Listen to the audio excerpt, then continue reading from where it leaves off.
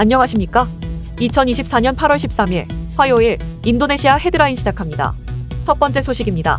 산업통상자원부 국가기술표준원은 지난 9일 자카르타 인터컨티넨탈 호텔에서 인도네시아에 진출한 우리 기업을 위한 현지 규제 대응 설명회를 개최했다고 밝혔습니다. 최근 5년간 인도네시아에 진출한 우리 기업의 수는 약 2배 증가하여 2019년 1,007곳에서 올해 상반기 기준 2,166곳으로 확대되었습니다. 인도네시아는 세계에서 인구 4위를 차지하는 주요 소비시장이지만 까다로운 규제들로 인해 진출 후 많은 기업들이 어려움을 겪고 있습니다.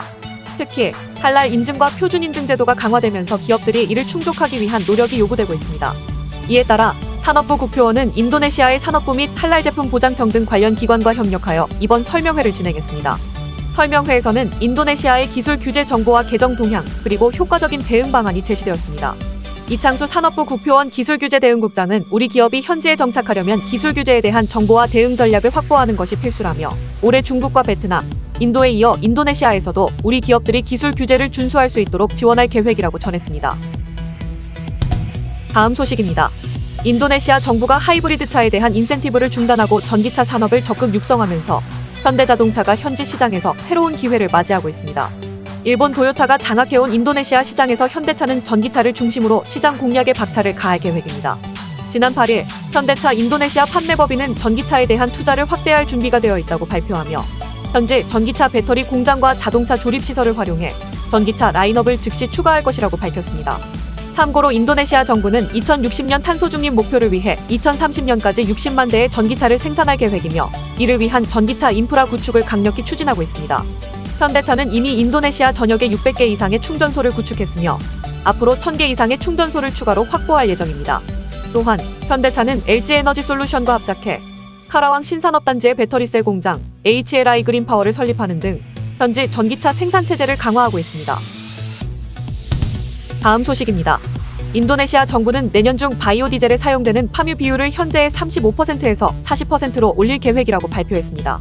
에너지광물자원부는 바이오 디젤 B40의 도입을 공식화하며 바이오 가솔린 도입을 위해 카사바와 사탕수수에서 만든 바이오 에탄올 혼합도 추진 중이라고 밝혔습니다.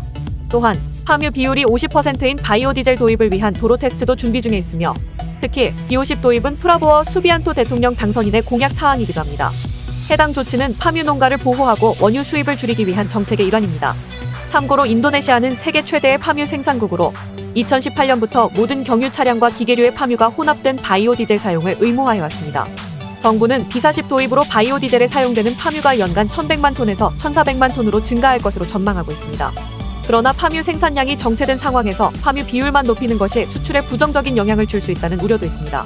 인도네시아 최대 파묘 생산자 협회는 바이오 디젤 원료 전용 지역 설정 등 생산량 개선이 선행되어야 한다고 강조하고 있습니다. 다음 소식입니다. 발리 앞바다에서 유조선 폭발 사고가 발생해 선원 5명이 사망하고 15명이 부상을 입었습니다. 해당 사고는 연료를 싣고 발리 카랑카셈에서 누사뜬가라 지역으로 이동하던 엘리자베스 유조선에서 발생했습니다. 한 승무원은 출항 후 1시간쯤 지나 2차례 폭발음이 들렸으며 기관실에서 불이 난 것으로 보인다고 전했습니다. 부상자 중 3명은 전신에 심각한 화상을 입어 인근 종합병원에서 치료를 받고 있는 상황이며 인도네시아 당국은 연료 누출 여부와 사고 원인을 조사 중에 있습니다. 다음 소식입니다. 인도네시아 정부가 한국과 협력해 누산타라 신수도의 침매터널 개발 사업을 추진할 계획입니다. 이로 인해 대우건설의 본사업 수주 기대감이 높아지고 있습니다.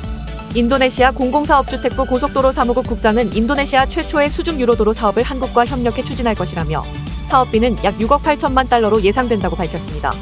해당 터널은 발릭바판만 아래 1.5km 길이로 건설되어 누산타라 신수도와 발릭바판을 연결할 예정입니다.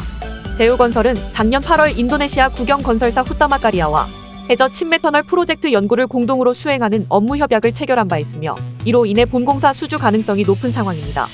참고로 대우건설은 이미 국내 최초로 거가대교 침매터널을 준공한 경험이 있으며 중동 최초로 이라크에서 침매터널 공사도 수행 중입니다. 한편 인도네시아는 자카르타의 지반 침하와 인구 집중 문제를 해결하기 위해 2045년까지 5단계 계획에 따라 깔리만탄 섬 누산타라로 수도 이전을 추진 중이며 40조 원 규모의 대규모 인프라 사업이 포함될 예정입니다. 다음 소식입니다. 인도네시아 산업부에 따르면 8월 초 섬유 산업의 고용이 전년 대비 7.5% 감소하여 95만 7,122명으로 줄었습니다. 이는 지난 7월에 처음으로 수축 국면에 진입한 이후 지속된 하락세로 2021년 8월 팬데믹 절정기 이후 처음입니다.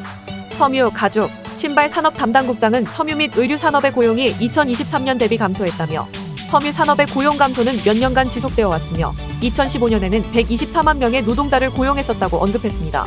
반면 의류 산업은 8월 초 기준 고용이 0.85% 감소하여 291만 명에 이르렀습니다. 노동조합연맹의 조사에 따르면 올해 상반기에만 13,800명의 섬유 노동자가 해고된 것으로 나타났습니다. 이러한 해고는 주로 중부 자바 지역의 섬유 제조업체들에서 발생했으며 추가 해고가 예상되고 있습니다. 한편 인도네시아 제조업은 전반적으로 수요 감소, 공급망 문제, 비용 증가로 인해 어려움을 겪고 있습니다. 이에 따라 제조업 구매관리자 지수는 7월에 49.3포인트로 하락해 2년 만에 처음으로 수축 국면에 진입했습니다. 산업부 장관은 이러한 상황이 수입 규제 완화 정책과 관련이 있다고 지적했습니다. 다음 소식입니다. 중국의 최대 2차 전지 음극재 업체인 BTR이 인도네시아에 약 7천억 원을 투자해 전기차 배터리용 음극재 생산 공장을 건설했습니다. 지난 7일 인도네시아 중부 자바주 켄달에서 열린 개소식에서는 BTR과 싱가포르 투자회사 스텔라 인베스트먼트가 약 6,600억 원을 투자한 공장이 문을 열었습니다. 해당 공장은 인도네시아 모로왈리 공장에서 생산된 흑연 제품을 사용해 연간 8만 톤의 자동차 배터리용 음극재를 생산할 예정입니다. 또한 BTR은 4분기부터 약 4천억 원을 추가 투자해 2단계 공장을 건설, 생산량을 연간 16만 톤으로 확대할 계획입니다. BTR의 허 쉐친 회장은 2단계 공장이 완공되면 인도네시아는 중국에 이어 세계에서 두 번째로 큰 배터리 음극재 생산국이 될 것이라고 밝혔습니다. 조코위 대통령은 이번 투자가 인도네시아의 전기차 생태계 구축을 구체화하는 중요한 단계라고 환영했습니다. 한편 인도네시아는 세계 최대 니켈 생산국으로 2020년 니켈 원광 수출 금지 조치를 시작으로 전기차 생태계 구축을 위한 대규모 투자를 유치하고 있습니다. 시청해주셔서 감사합니다. 다음 시간에 뵙겠습니다.